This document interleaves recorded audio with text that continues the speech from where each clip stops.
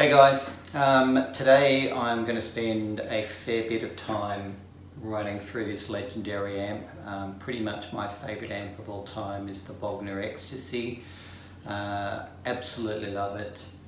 Can't say enough good things about it, but this video actually came about through a friend, Michael Nielsen, who does a whole lot of fantastic online videos, really knows his stuff. Please check them out. He managed to pick up an Ecstasy a couple of weeks ago and was surprised, I guess, at all the features and functions and things like that. And I thought, there's a lot of really good stuff online about how this amp works, but nothing that I'm aware of where you can actually hear it. So today we're going to go through every feature and function and actually hear what it does to your sound. If you know anything about the Ecstasy, it can be an overwhelming amp. Don't be overwhelmed. There's a lot going on, but it's about flexibility. It just gives you unlimited flexibility. So look, without further ado, let's have a listen and see what it's all about. So we've got a bunch of knobs and a lot of buttons on the front. We've also got a couple of knobs and buttons on the back that we'll also have a look at. So we're going to start with the clean channel. So firstly we've got a master on the far left with a couple of switches above that we'll go to in just a second. We've then got a dedicated clean channel with bass, middle and treble, and you've got volume and gain for that clean channel. Now I've changed my knobs to green. It's also known as the green channel, so it just makes it easier for me to see. Then we've got volume 3 and volume 2, so also known as the red and the blue channel, so lead and rhythm channel. And they share a common EQ stack, I guess you might call it, but they do have flexibility in the switches, so we'll get into that in a second. You can really tweak each channel quite a bit. And then we've got gain 3 and gain 2 down the end. We've also got high and low inputs, and we've got various switches for high and low gain structures. So as I said, there's just ridiculous amounts of flexibility here. Today I'm running it through the sewer reactive load using some impulse responses from my Axe effects, because this is a 120 watt amp. It'll kill anything within a couple of meters of it. It's really loud. So look, like I said, let's start with the clean channel. And before we get into the clean channel, we do have the master section. Now the master section is only activated when you turn the loop on around the back. Otherwise, your volume comes from here. But we do have a master volume on the back. So master volume is on, the loop is on. I've just got a transparent pedal that is switched off, sitting in the loop, so there's nothing colouring the sound. What you're hearing is the real amp. We do have 2 presence controls for this particular amp, and presence A and presence B. Now presence B is an optional, so I can assign that to either channel 3 or to channel 1, or I can turn it off and use presence A as my master presence control. For me today, I'm assigning it to channel 1, the clean channel, because I want a little bit more brightness out of my clean channel, but we'll get into that in a second. Look, I tell you what, we might turn it off just for today. And then presence A is whatever you haven't assigned presence B to. Just above it, you've got a thing called excursion switches. Now, excursion switches control the speaker tone, whatever that means. And it's defined as tight, medium and loose. And we've got excursion A and excursion B, presence A and presence B. So obviously they're matched up there. So again, we'll get into those in just a second and show you what they do and how they work. Clean channel, we have a gain boost available for clean channel, and then we also have a pre-EQ switch. Now the pre-EQ switch activates a couple of caps in the circuitry. So position B1 on the left activates a treble cap, so you get a little bit more treble. B2 to the far right activates a treble and a mid cap, so you get more trebles and mids. And N in the middle is neutral. So how about we have a listen?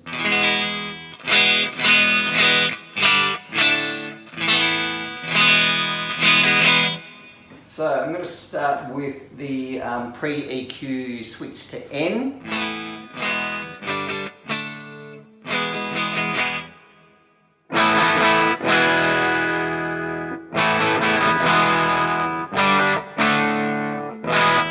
Switch it to B2.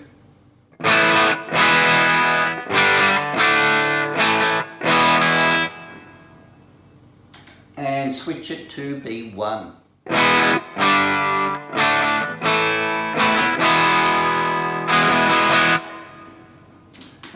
So look, I'll put it back to N just for today because we're trying to keep this very clear. Bass, I'm going to turn the bass all the way up.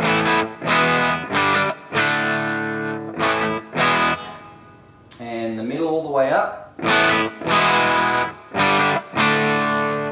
And then the treble all the way up. Yeah, it's not too bad. It's this amp is definitely set to a sweet spot. The switches is where I find you get more of the tonal control. The knobs actually are just really fine tuning it. It doesn't make a huge amount of difference.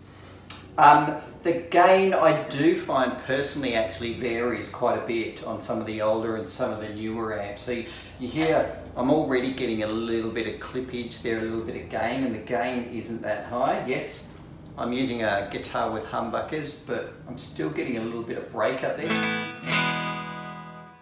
And if you crank this, you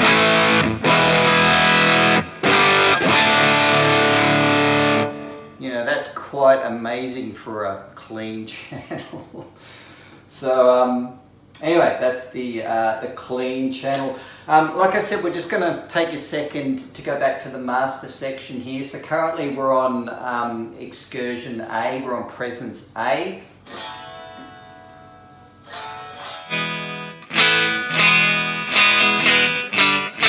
So I've got the tight selection, presence is all the way up. Turn presence all the way down.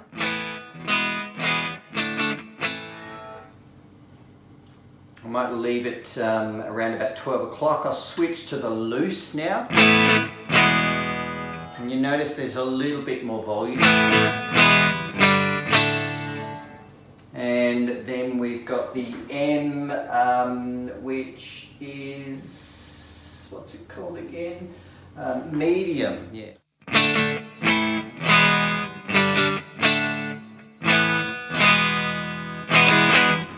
So personally I like to leave it on the tight, that's just me. All right, so let's move to the dirty channel. So I'm going to move to channel 2 now, the blue channel. And so as we said, we've got shared tone knobs here. So for pre-EQ for channel 2, again we've got B1, B2, and I've got it on the end to start with. We've got a gain boost for channel 2 and 3. You can either have it low, which means you use the foot switch, and you can also then get the high. Strangely, the foot switch doesn't work the other way around. You can't go high and back to low. It has to be low and you go up to high. So we'll have a listen to that in a minute. Structure is the other one. Structure is a common gain structure across the entire amplifier. And you've got low and high. So we'll have a listen to this. And then finally you have a plexi mode. which can be assignable to channel 2 or to channel 3. I've currently got that switched off at the moment, so we'll check it out. But just to get you started.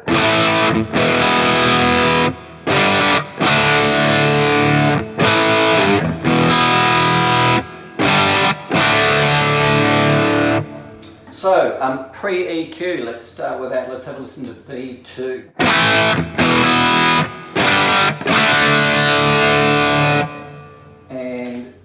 And then we've got B1.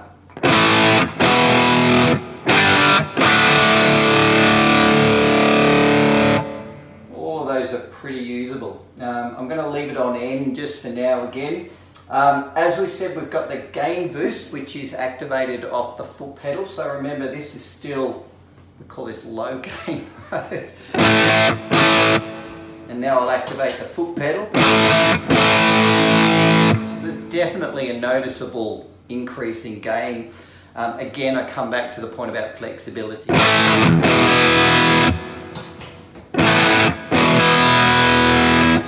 So, yeah, love both of those sounds, really good. The common gain structure is the switch. So I just leave it on high all the time. But if we switch that to low,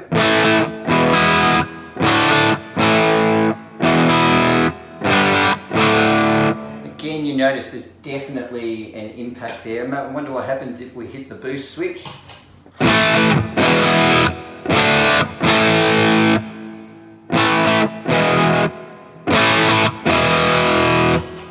Both of those are still pretty usable, really good sounds again. Plexi mode, all right, let's have a look at plexi mode. I'm still in low gain structure, and we're going to assign the plexi mode to channel 2. You hear that's definitely cleaned up quite a bit there. Even though the gain is right up as far as the knob,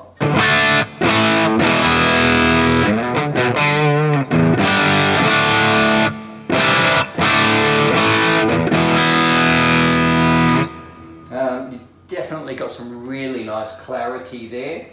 And then if I turn that off,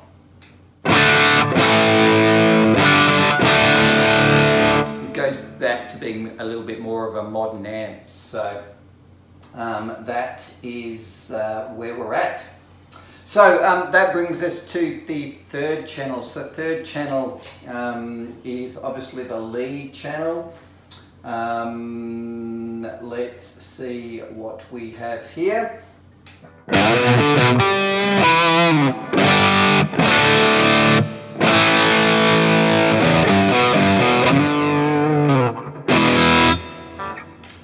Gain is currently sitting at around about 2 o'clock. That's personally just where I like to have it. Again, we've got the pre-EQ switch, currently in B1. Put it on N. And then B2. Let's go back to N just for today's exercise. As we said, we've got the gain boost on the foot switch. So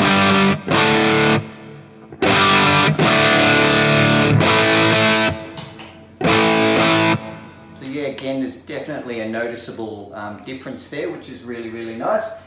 The overall gain structure.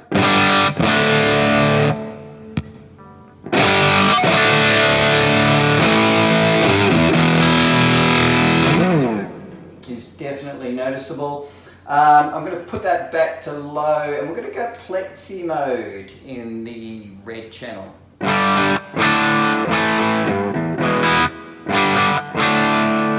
Interesting, you notice all the gains go on. Let's crank the gain.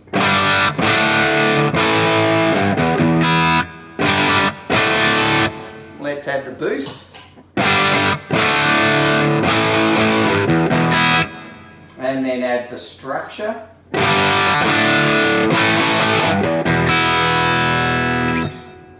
So yeah, some interesting stuff going on there. Going to turn the plexi mode back off. So that's the front channel of the amp. Sounds awesome, it's really good. We're not finished yet, we've still got some stuff on the back. So on the back we have a couple of switches. We have a Class A and AB, which is actually an option from Bogner. You don't have to have it if you don't want it, but we'll have a listen to that in just a second. We then also have a half power, full power mode. So that just drops the volume a little bit, nothing terribly strange about that. We also have an old new switch, so again we'll have a listen to that and see what it does. And the loop that we've talked about activates the master section, and the loop is also series and parallel. So let's have a listen to the Class A, Class AB. So we're in AB mode at the moment.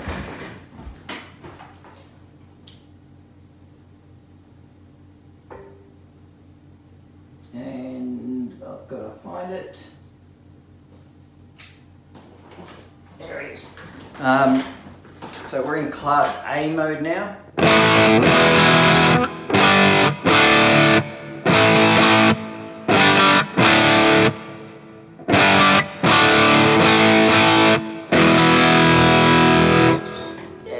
Difference there, but it's still got some really nice bite. Sounding okay. I personally don't use that much. That's just my thing. I prefer the Class AB EL34 sound. That's just me. Right. Half power, full power I'm not going to use. Just because it's only going to change the volume. What I have done is put us in old mode.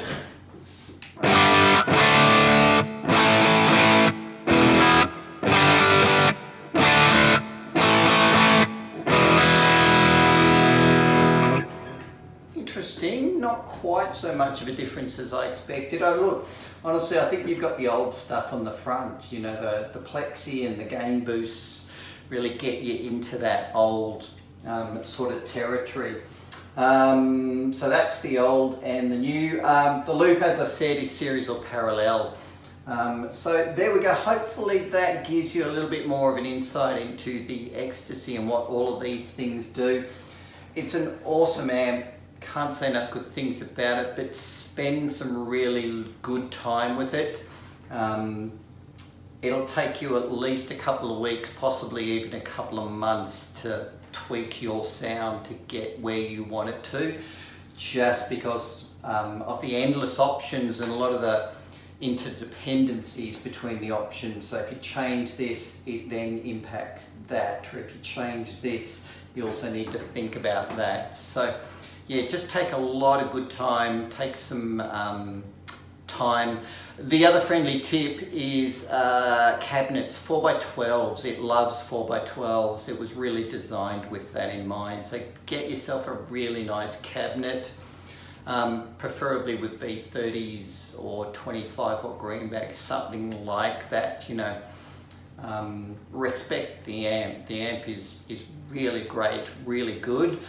So get a really, really good cabinet as well to go with it, and it will reward you. Anyway, like I said, hopefully that helps, guys.